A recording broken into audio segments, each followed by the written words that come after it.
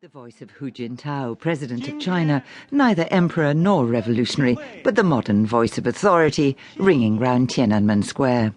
100 years ago this year, China said goodbye to the last Qing emperor, the end of an imperial system that could trace its roots back some 2,000 years.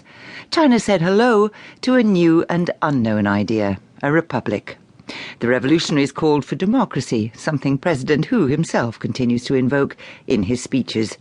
Democracy was launched in 1911, but it didn't flourish. How many of the other hopes so passionately embraced at the dawn of the Republic have yet to be realized? China's certainly been transformed, but a century after the last emperor stepped down from the dragon throne, what shadow does the imperial system still cast over China? I can still see traces of dynasties in our current society. So I can see, in a way, the shadow of Qing Dynasty is still lurking there.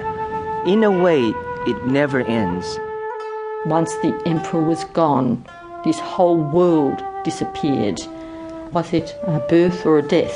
People had to maneuver to find themselves a new place in completely new circumstances.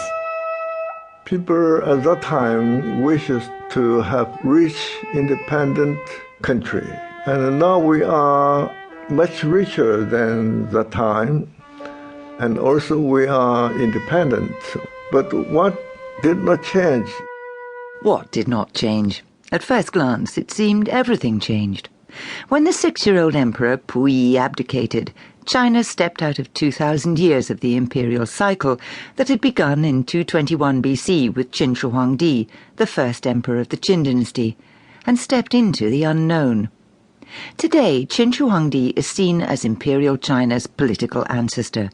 He began to build the Great Wall, he commissioned a terracotta army for his tomb, unified the script, and created the idea of China.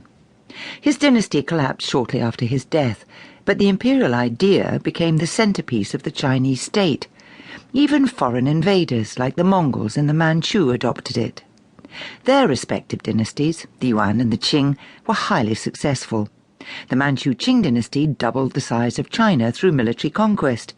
Their emperors lived at the heart of their opulent capital, Beijing, surrounded by Manchu imperial guards and Manchu noble families.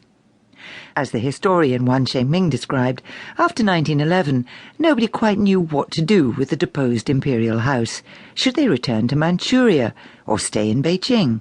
According to the revolutionaries, they were treated as foreign kings or emperors. At first, the Manchu royal family still lived in the Forbidden City.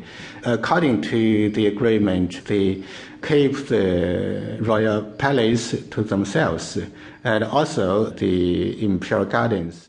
The imperial power was in decline from most of the 19th century, but when it finally fell in 1911, after a military revolt in Wuhan, it was a moment of huge uncertainty. More radical voices, like the Cantonese doctor and radical political leader Sun Yat-sen, argued for a form of democracy, and certainly for modernization.